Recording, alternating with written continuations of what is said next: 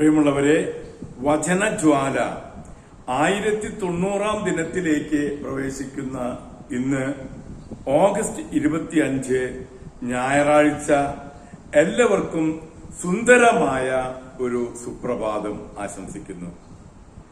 ദൈവത്തിന്റെ ദിവസം പരിശുദ്ധമായി ആചരിക്കുന്ന ഇന്നേ ദിവസം ഇന്നത്തെ വചനവായനയിൽ 1 മക്കബായരുടെ പുസ്തകം 12 അധ്യായം 19 മുതൽ 36 വരെയുള്ള തിരുവാക്യങ്ങളാണ് നാം ശ്രവിക്കുക.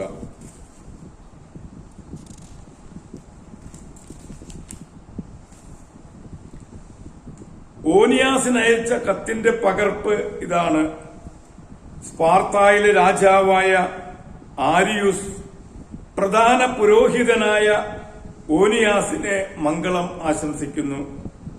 സ്പാർത്താക്കാരും യഹൂദരുടെ സഹോദരരാണെന്നും അബ്രാഹത്തിന്റെ വംശത്തിൽപ്പെട്ടവരാണെന്നും രേഖകളിൽ കാണുന്നു.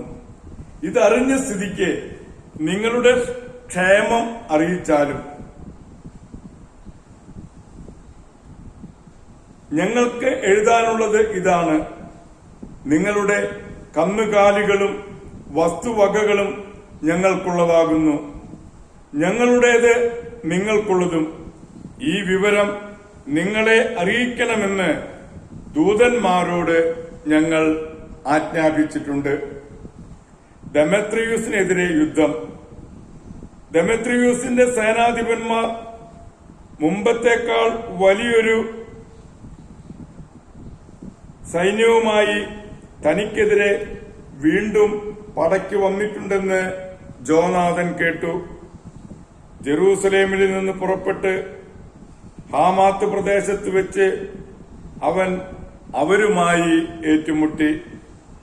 തന്റെ രാജ്യം ആക്രമിക്കാൻ അവൻ അവർക്ക് അവസരം നൽകിയില്ല. അവൻ അവരുടെ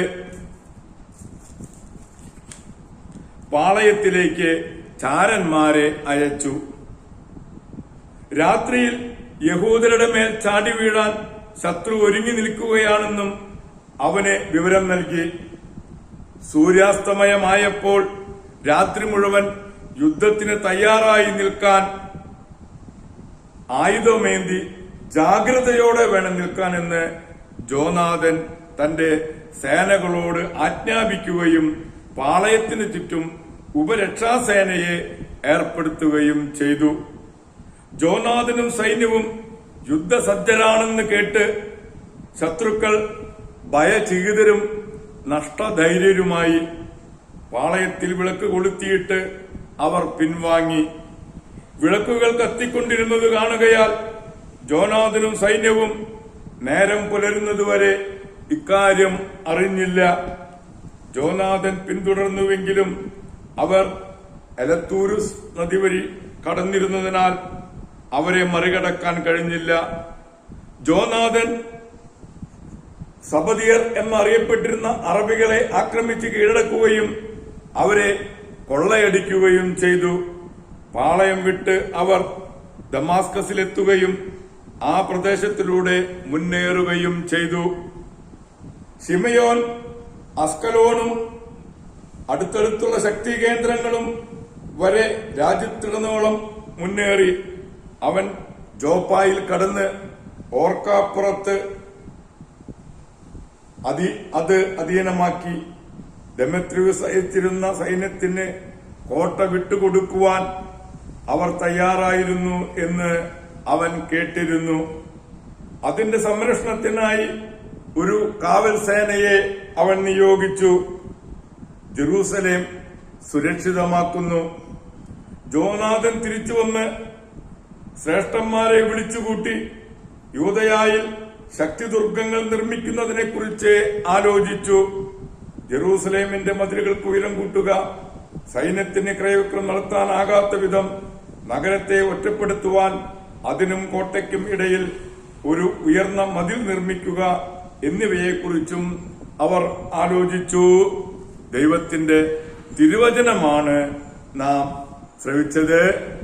പ്രിയമുള്ളവരെ, ആഗോള കത്തോലിക്ക സഭയിൽ ഇന്ന് വിശുദ്ധ 9-ാം ലൂയി രാജാവിനെ അനുസ്മരിക്കുന്ന ദിവസമാണ്. ലൂയിക്ക് 12 വയസ്സുള്ളപ്പോൾ പിതാവ് മരിച്ചു. ലൂയിയുടെ നാമത്തിൽ അമ്മ ബ്ലാഞ്ചിയ രാജ്യഭരണം ഏറ്റെടുത്തു. 19-ാം വയസ്സിൽ മാർഗരറ്റിനെ വിവാഹം ചെയ്തു. 11 മക്കൾ. 21-ാം വയസ്സിൽ ഭരണം ഏറ്റെടുത്തു. കൊള്ളപ്പലിശയും ദൈവദൂഷണവും നിയമവിരുദ്ധമാക്കി. സമ്പന്നർ ദരിദ്രരെ ദ്രോഹിക്കാതിരിക്കാൻ ചട്ടങ്ങൾ ഉണ്ടാക്കി. രാജാവ് ഒന്നിലധികം കുർബാനയിൽ പങ്കെടുക്കുമായിരുന്നു.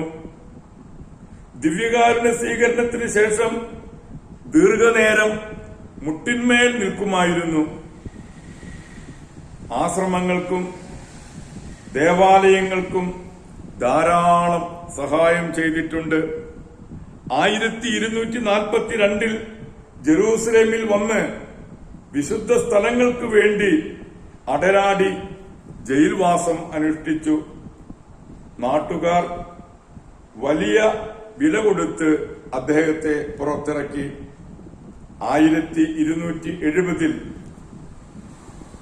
കുരിശ് യുദ്ധത്തിനിടയിൽ ടൈഫോയിഡ് വന്ന് 44-ാം വയസ്സിൽ രാജാവ് ദിവംഗതനായി. ഇന്ന് തന്നെ കലസാൻസിലെ വിശുദ്ധ ജോസഫിനെയും അനുസ്മരിക്കുന്ന ദിവസം കൂടിയാണ്. വിശുദ്ധ ജോസഫിന്റെയും ലൂയി 9-ാമൻ രാജാവിന്റെയും മധ്യസ്ഥം യാചിച്ച് ഇന്നത്തെ ഈ നല്ല ദിവസത്തിലേക്ക് നമുക്കെല്ലാവർക്കും പ്രവേശിക്കാം. എല്ലാവർക്കും നല്ല ഒരു ഞായറാഴ്ച ദിവസം ആശംസിക്കുന്നു.